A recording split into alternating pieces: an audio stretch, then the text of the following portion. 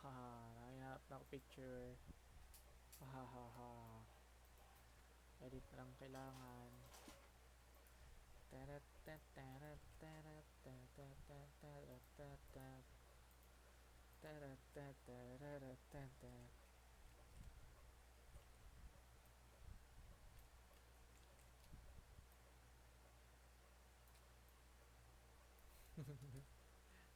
Parang tarantado lang.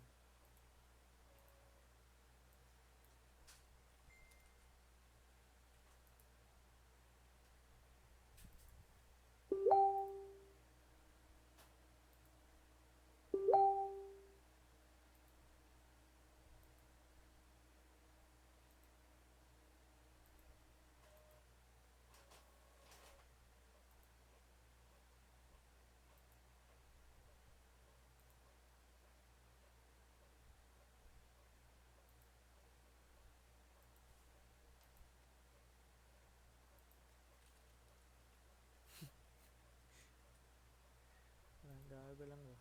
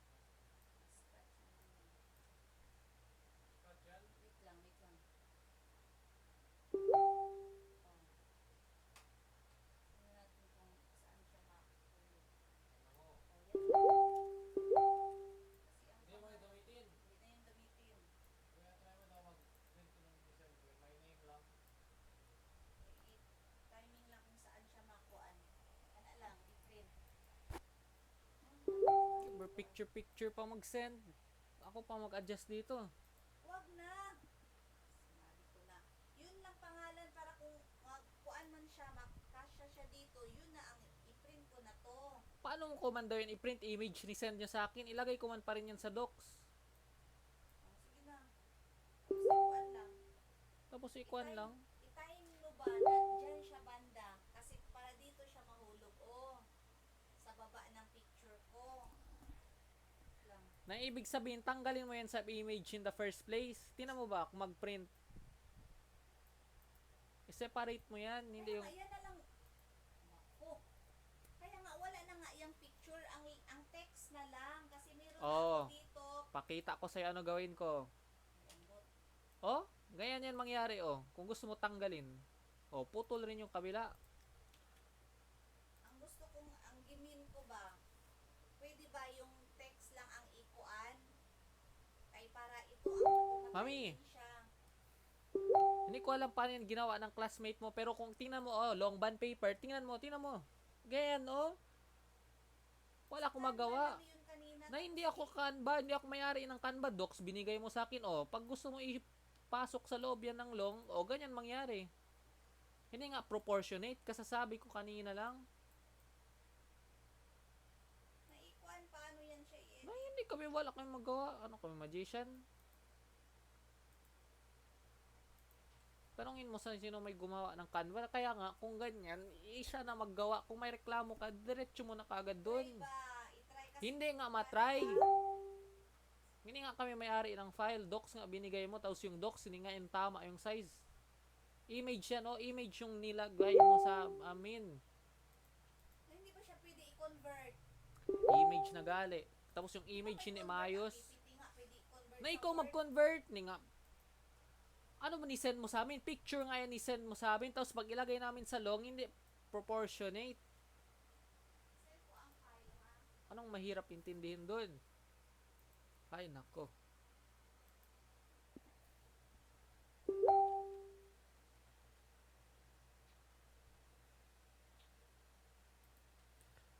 Otro pa to.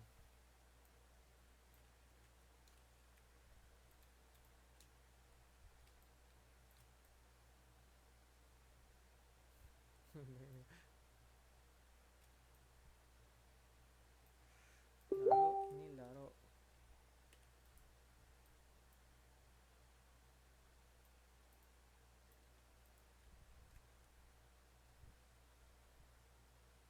Ano pa pumasok sa research?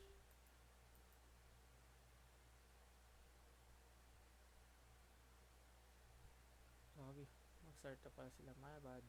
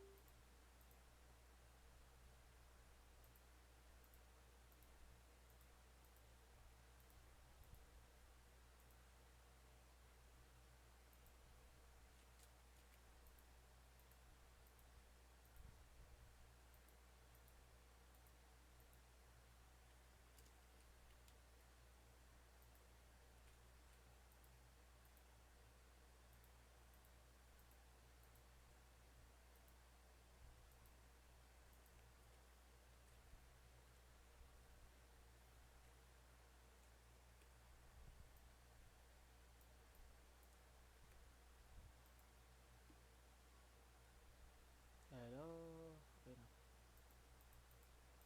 Belief consumption and health risk awareness among WIMSU architecture students, offering insights for health education initiatives and promoting healthier coping mechanisms for academic stress.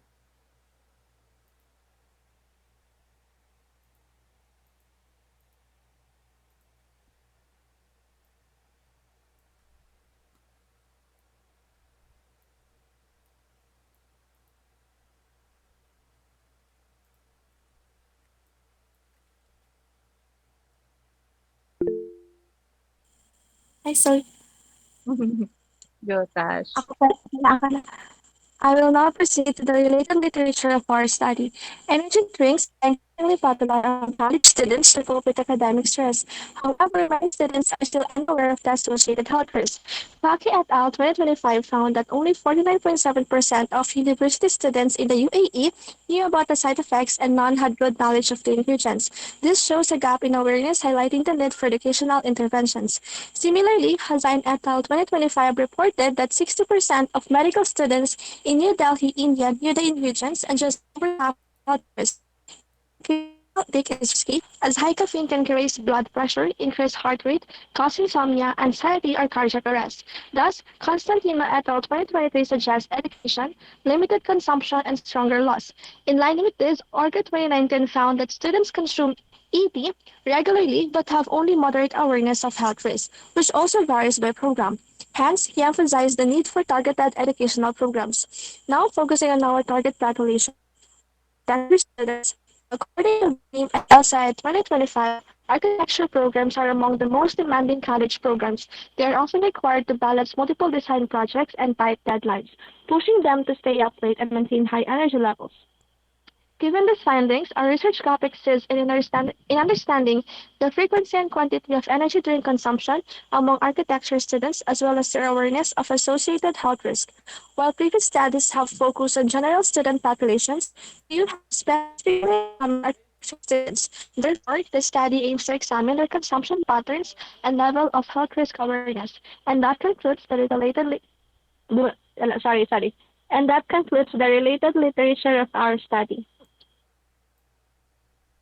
Now, for our statement of the problem, our study aims to determine the energy drink consumption and its health risk awareness among WIMSO third year architect students.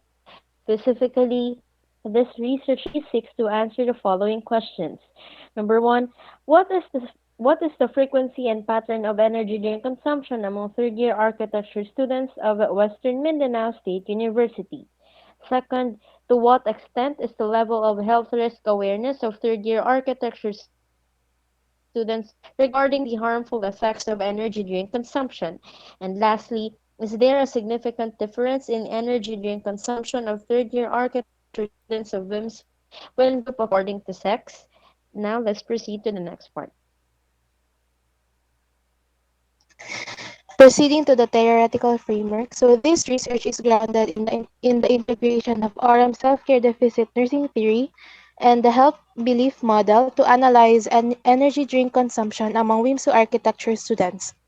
The self-care deficit nursing theory establishes that the rigorous academic demands create a significant therapeutic self-care demand, which students inadequately meet through energy drinks, resulting in an observable self-care deficit caused by diminished self-care agency, the capacity for wise health decisions.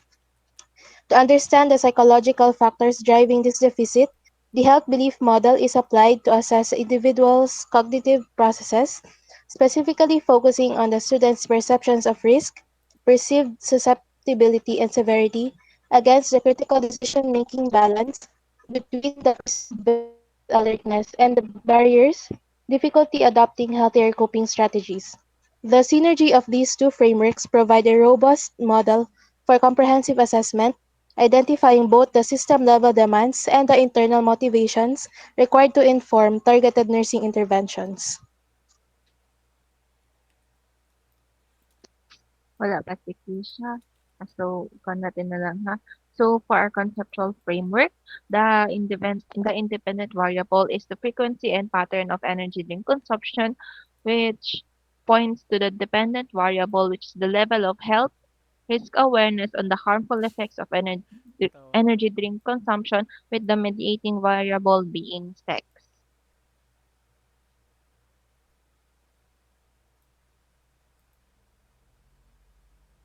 Tan, tan, taran. So this study aims to test the following hypothesis. For the null hypothesis, there is no significant difference in the energy drink consumption of third-year architecture students of Western Mindanao State University when grouped according to sex. For the alternative hypothesis, there is a significant difference in the energy drink consumption of the third-year architecture of Western Mindanao State University when grouped according to sex.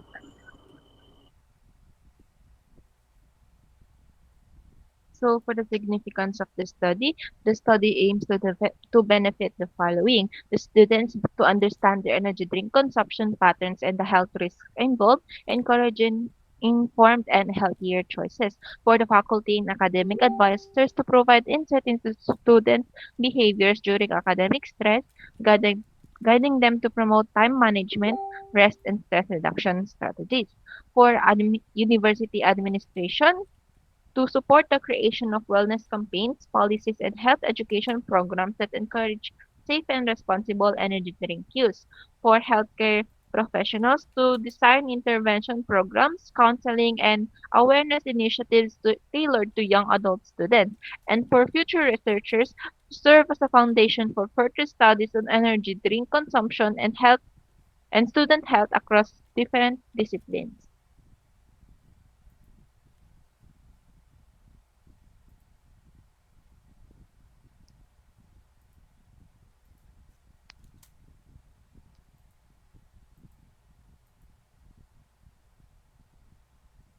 Guys, hindi ko.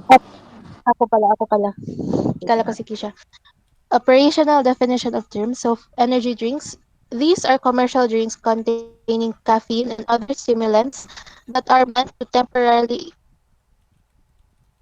increase drink consumption. It refers to the frequency and patterns by which study participants drink energy drinks. Health risk awareness pertains to the student's knowledge of the potential negative health effects, physical and mental, caused by using energy drinks. Health risk adverse effects. These are the negative health outcomes that can result from drinking too many energy drinks, such as anxiety, trouble sleeping, or heart issues. Coping mechanism refers to the behavioral method used by students, such as drinking energy drinks, to deal with stress, academic demands, or feelings of fatigue. Lastly, sex. It is the moderating variable that affects the relationship between the health risk awareness of students towards their energy drink consumption. The study uses a quantitative descriptive research design to assess the energy drink consumption and health risk awareness among third year architecture students of WIMSU for the academic year 2025 to 2026. Next slide. This design is appropriate since it allows the collection of numerical data and describes the frequency and pattern of energy drink consumption as well as the level of health risk awareness among the respondents. The total population of level 3 architecture students is 115, consisting of 44 males and 71 females. Next slide. To determine the sample size, Slovin's formula was used after with a margin of error of 0.05, after computation, the result was 89 respondents out of the total population. To identify the number of male and female participants, the proportional allocation formula was applied. Based on this, there are 34 males and 55 females for a total of 89 participants. Next slide. Simple random sampling will be used to ensure that every student had an equal chance of being selected. Prior to data collection, all participants will be oriented and required to sign an informed consent form. That concludes the discussion on the research and sampling design. We will now move on to inclusion exclusion criteria. For the inclusion criteria, For the inclusion criteria, the third year architecture students of Western Mindanao State University will be targeted, currently enrolled at WIMSU Campus A, and aged 18 years old and above. For the exclusion, have consumed energy drinks at least once within last 3 months, and for the exclusion, for those students who are 18 below and who are not enrolled or not students of the WIMSU or enrolled at architecture, and those students who are with cardiovascular comorbidities such as hypertension or diabetes. Next slide, please. For the data collection, procedure, first the approval from the College of Nursing Research Committee and the College of Architecture Administration will be first collected before the data collection.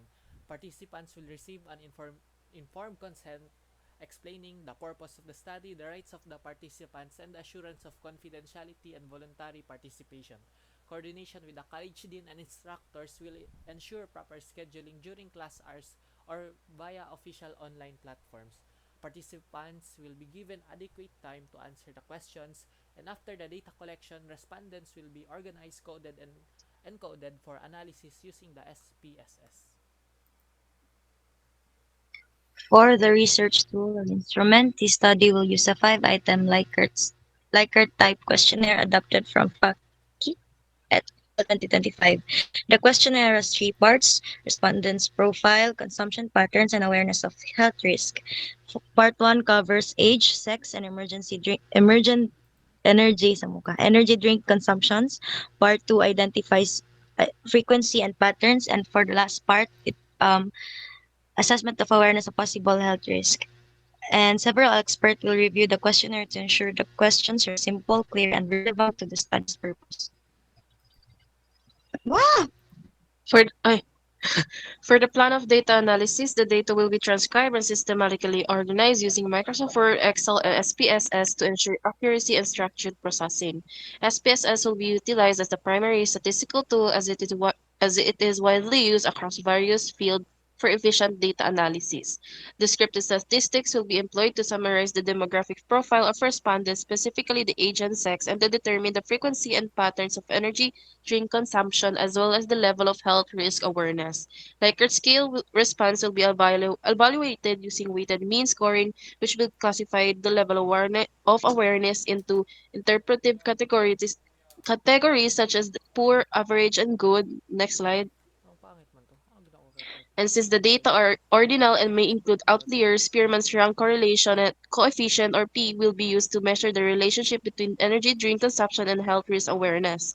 A significance level of 0.05 will be set where a P value less than zero point 0.5 will be 0.05 will be indicated as statistically significant, and the analyzed data will be presented using tables and graphs for clear visualization, and the results will be interpreted in relation to Dorothea's Oren self-care deficit nursing theory and the health belief model to understand how students' awareness and behaviors influence their energy drink consumption within the academic environment.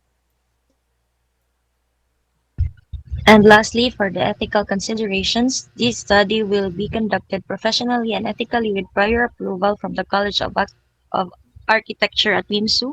Participants will be treated with respect, anonymity, and voluntary participation through a signed consent form.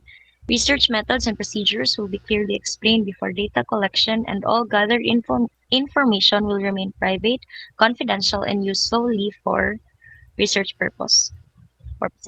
Thank you. Okay, so that concludes po our presentation of our proposal. So, so far, so good, guys. Although, may kulang nga tayo kay wala si Tisha. 4 minutes. 14. Wala ka talaga about 15. Actually, pumasok pa yun siya sa 15 minutes. So, nasanay na ata tayo sa 15 minutes. So, bukas, the same pa rin the reminders at sabi nga Ay, ni ginagawa ma'am, pa ako. mas mabuti nga na like familiar ka na sa anong sasabihin mo and para memorize mo na para smooth lang. Although naman, it's hindi naman ini-encourage na tumingin ka pa rin sa screen. You could still look at the screen. Pero, yun na, parang mag-glance between ka na lang, ganun. Look at the content panelists. And, since proposal na to, for sure, gigisahin na tayo kasi may chapters 1 to 3 na. Pero hopefully, nandun ata si Ma'am Lear since nag-attend naman. Ay, di. Anong di daw? What? Wala na Di naman si Claire? mag-attend si Ma'am? What the frick? Nag-suggest yun ng game. Oo pala, sa kwan pa pala yun sa last pa. Kasi yun may results na. Okay, okay. So, yun na. Be prepared na lang din sa mga sa mga questions nila and clarifications, especially na dahil kasi, 'di ba, ang suggestion nila last time is university-wide tayo, pero nag-specify tayo na architecture lang. So, i-defend na lang natin yun kung bakit architecture lang ang pinili natin, ha? So, be prepared na sa pag-answer nun. And sa mga sa mga part ninyo, wala naman ako masabi kasi smooth na din man ang pag-flow niya. Kwan na lang din, ano ba? um, try not to stutter, ganyan too much kasi it takes time and we don't want na makalampas tayo ng 20 minutes or kahit 15 minutes lang as much as possible, 15 minutes lang tayo mag-present. So, that's all for tonight, guys. Bukas, mag-meet tayo around up to 11:30 lang man ang exam sa Jeron. No, meet tayo 12. After ng Jeron exam, kain na kayo, meet tayo 12. Kasi for sure, 1 yan at ang natin, ang defense natin. Kasi tayo na naman ang una. So, mag-practice tayo at least 1 more time or 2 more times before ang actual defense natin. So, that would be all, guys. Thank you. And if may mga discussions pa tayo, bukas natin na yun i-discuss. Good night, guys. Good night, guys. Bye. Bye.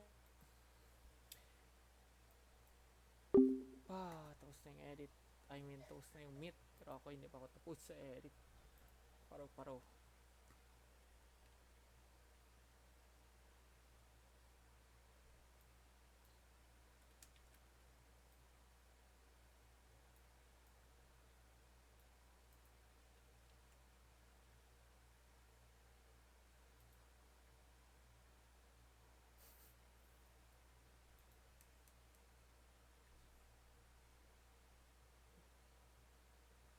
Kaya to, export ko na. Ito talaga.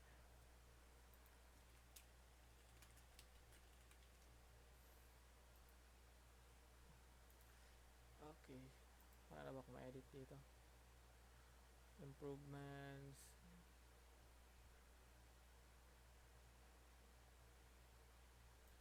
Yan yan.